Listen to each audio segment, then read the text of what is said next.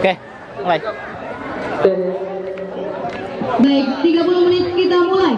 Rugi diusung di Batu Buyong, persembahan 12-1. Selamat menyaksikan.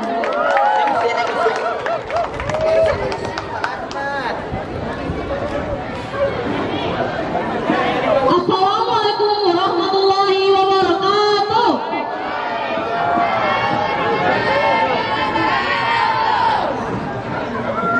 Terimalah persembahan dari kami.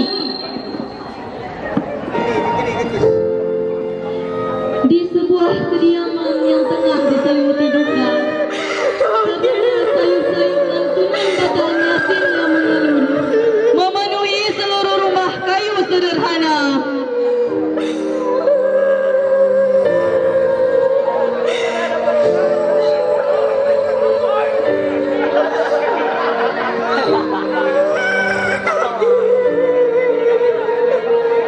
Dari.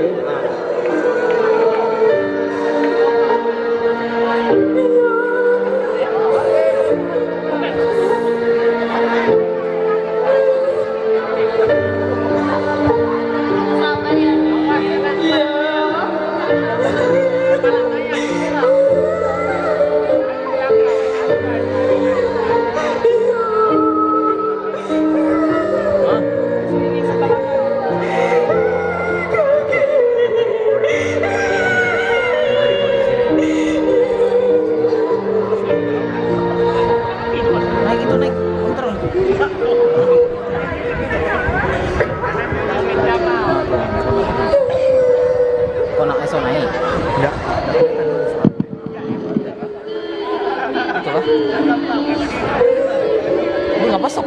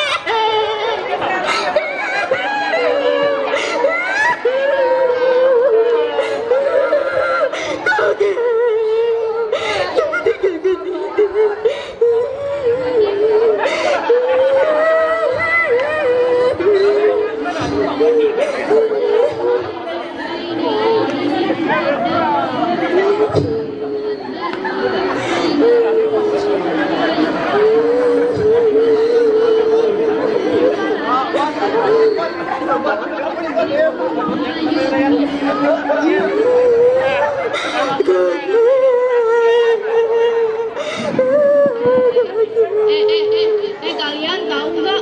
Katanya kakek ini meninggal gara-gara jadi tumbal loh. Ngada-ngada, mana ada kayak begituan. Tapi kan emang benar sih. Ya.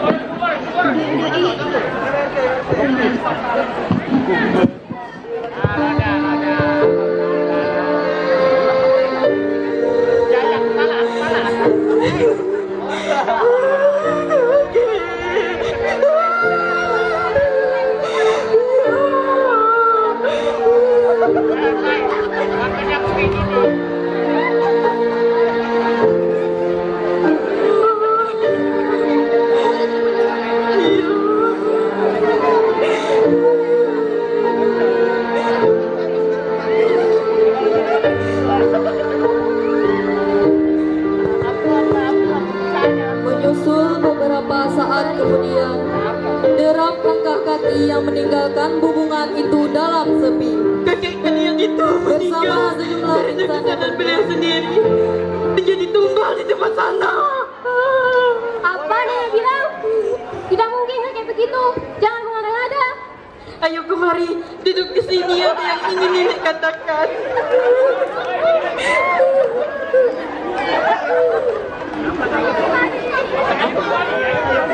Jadi kakek kalian itu meninggal karena beliau iri dengan tetangga yang mampu membeli mobil.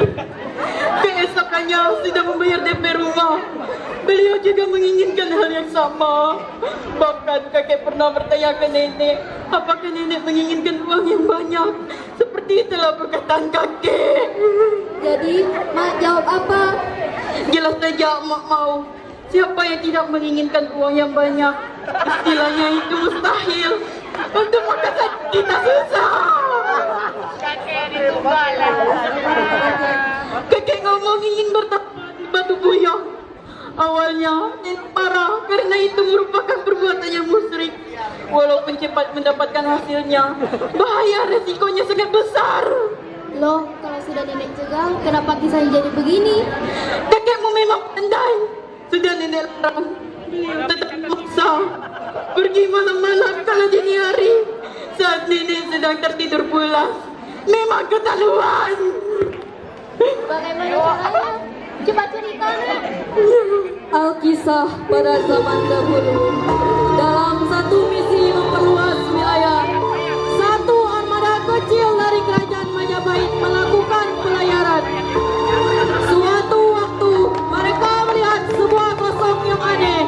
Kosong tersebut nampak sangat cantik berwarna keemas-emasan yang menarik perhatian armada kerajaan Majapahit untuk mendekat. Lihat, ada yang warna kuning kan di sana. Apakah gerakan itu? Singkat kata, armada ini merapat. Ungkapan kagum dan takjub peluang berulang kali disuarakan. Rasa-rasanya mereka mendatangi sebuah tempat tak berpenghuni. Namun, kosong indah dengan begini sudah jelas berpunya. Dengan keyakinan tersebutlah mereka menyempatkan diri untuk singgah sebentar demi mencari kilauan emas memikat dan sekadar beristirahat sambil menikmati keelokan kosong.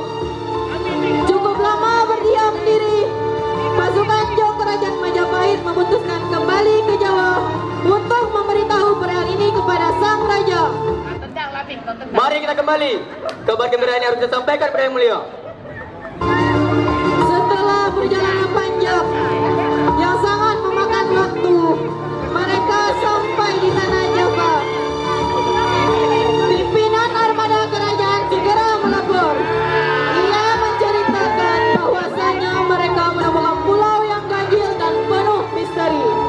Mendapat laporan demikian, raja merasa perlu menanggapinya secepat mungkin. Tuanku Baginda Raja, hamba ini telah berjumpa kilauan emas dikala menjelajah. Saya kira di pulau itu terdapat banyak emas berharga, Paduka. Pulau dengan kalau emas, benarkah demikian? Hamba bersungguh-sungguh. Jikalau hamba berdusta, hamba siap mati dan mayat hamba dikuburkan di pulau itu. Baik, kupegang perkataanmu, wahai kepala Ajang. Apabila benar sana punya emas, kau akan kuberi hadiah. Tapi jika hanya pulau berkilau tanpa emas, kau akan mati. Hahaha.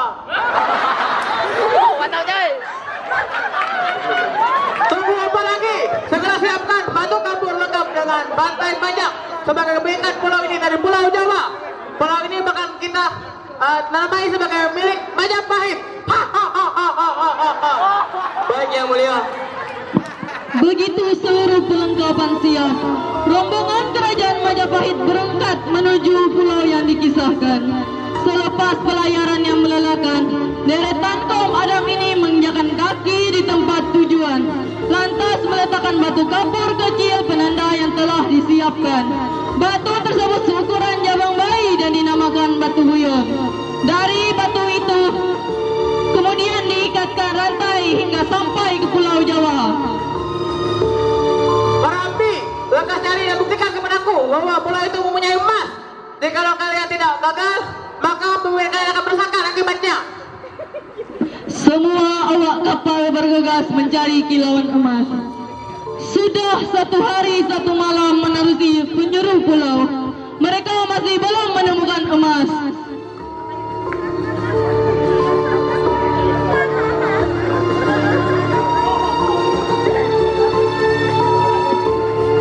Sang raja yang tidak bisa lagi menahan amarah akhirnya murka. Kalian semua berbohong.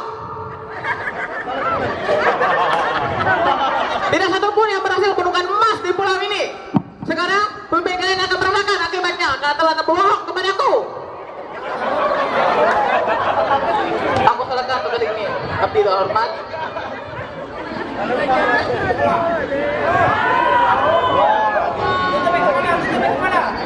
Dengan kematian saya, tempat saya dimakamkan nanti akan menjadi wilayah yang berhargai pada diri saya.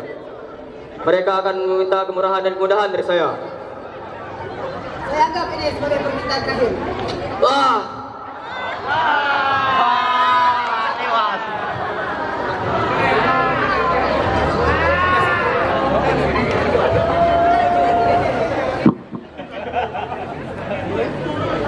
Siapa yang berani membohongiku? Dipastikan nasibnya akan seperti dia. Kuburkan jenazah ini di sini. Diketahui sisa armada yang tertinggal dan diamanahkan untuk menjaga serta mengawasi pulau tersebut menetap hingga menjadi penduduk pulau. Dipercaya roh mereka lah yang mengabulkan setiap permintaan sesiapapun pertapa di Batu Buyung. Konon kabarnya pemimpin Jok yang mati masih menghuni lokasi itu. Dikatakan dalam legenda jika meminta hal-hal bersifat duniawi maka akan disanggupi dengan serentetan syarat.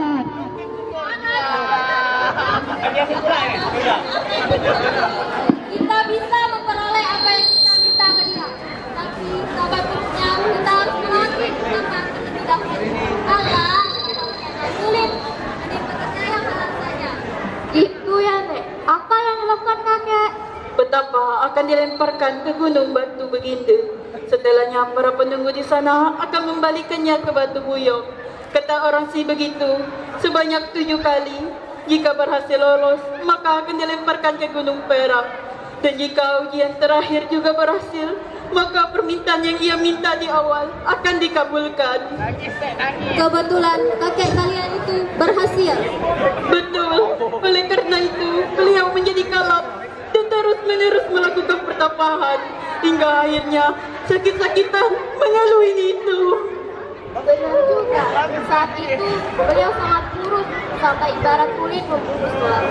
Lah, sampai berubah drastis semacam itu, astaga, sudah melampaui batas namanya. Makanya saat ada Ustadz yang meruqyah, katanya kakek kalian telah menjadi santapan tumbal penunggu di Batu Buyung. Awalnya memang membantu, lalu memaring arah menjadi bumerang bagi beliau. Karena telah terlalu sering, maka beliau kena getah dan ganjaran akibat perbuatannya. Duh, seram. Nenek kaget waktu Pak Ustadz bilang begitu. Retoris, sebenarnya dia tidak percaya jika saja pamanmu tidak bercerita. Oh, beliau pernah melihat kakek mengarah ke Batu Buyung. Bukannya pulang dari mampir rumah bibi. Usut punya usut. Kakek malah betapa. Kalau suamiku tidak bilang, kita mungkin tak pernah tahu. Dia ragu cerita ke nenek. Khawatir nanti nenek jatuh sakit. Makanya pamanmu baru bisa berbicara sekarang. Apa kataku? Jangan macam-macam. Beginilah endingnya. Jangan filter coba. Benar cucuku, janganlah ada seperti kakek. Janganlah ingin kaya karena sesuatu tanpa usaha dan kerja keras itu tidaklah mungkin. Pegang ucapan nenek. Apalagi meminta pada makhluk seperti itu. Kakek. Apa yang dilakukan kakekku itu dosa besar. Syirik tidak akan diampuni dari Allah kalau kalian tidak tahu. Pantang meminta pada selain Allah. Hanya Allah tempat kita meminta dan memohon. Jangan pernah berpikir untuk mencari alternatif. Cukup kakekku yang berperilaku demikian. Kita bisa jadikan ini pelajaran dan tidak mengikuti jejak. Jadi begitulah akhir dari kisah ini.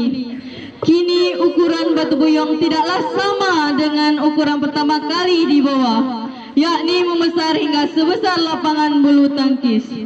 Namun anehnya letak batu buyong sama persis seperti pertama kali diletakkan. Masyarakat menduga batu yang saat ini berada di pantai Batu Buyong bukanlah batu yang asli, melainkan ditukar oleh oknum tidak bertanggung jawab. Sebagian juga beranggapan bahwa batu itu adalah batu asli peninggalan kerajaan Majapahit dulu. Tetapi di dalamnya terdapat banyak sekali tumbal pertapaan, sehingga semakin membesar. Penduduk sekitar meyakini ada jin yang mendiami kawasan tersebut, makanya bisa angker seperti itu. Lantas dari legenda ini, apakah kalian percaya?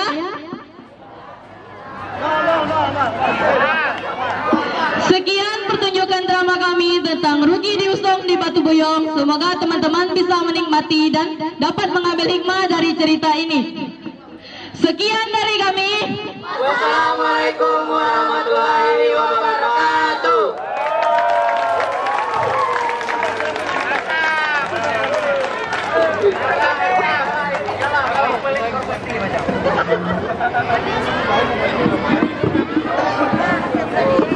Wow, keren sekali kelas 12.